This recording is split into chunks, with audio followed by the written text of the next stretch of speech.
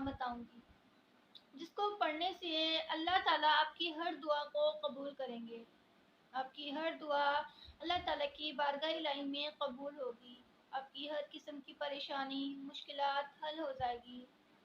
आपकी जो भी दुआ है अल्लाह रब्बुल इज़्ज़त उसको कबूल फरमाएंगे।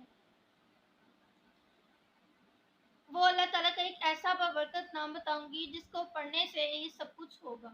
तो वीडियो को शुरू करने से पहले मेरे अपने चैनल पर तमाम नए आने वाले व्यूअर्स से गुजारिश है कि मेरे चैनल को सब्सक्राइब कर लें, बेल आइकन को प्रेस कर लें ताकि मेरी हर नई आने वाली वीडियो सबसे पहले आप तक बआसानी पहुंच सके।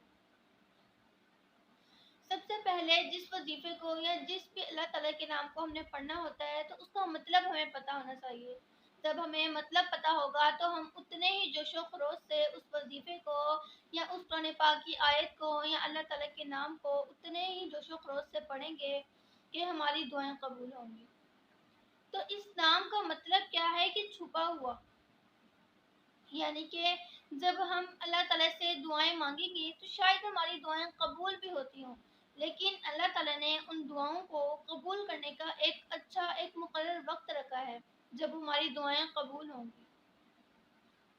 तो अगर हम अल्लाह ताला का ये नाम पढ़ेंगे तो हमारी हर किस्म की दुआ कबूल हो जाएगी, हर जायज़ ख्वाहिश पूरी हो जाएगी।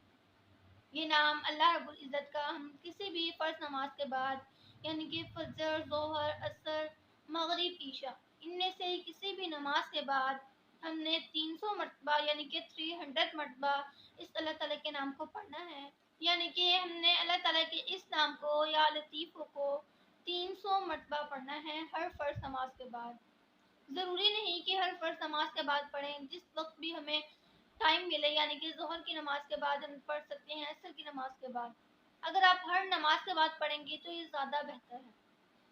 हर फ़र्ज़ नमाज के बाद 300 मरतबा पढ़ेंगे और अव्वल आखिर 3-3 मरतबा दुरूद पाक पढ़ेंगे।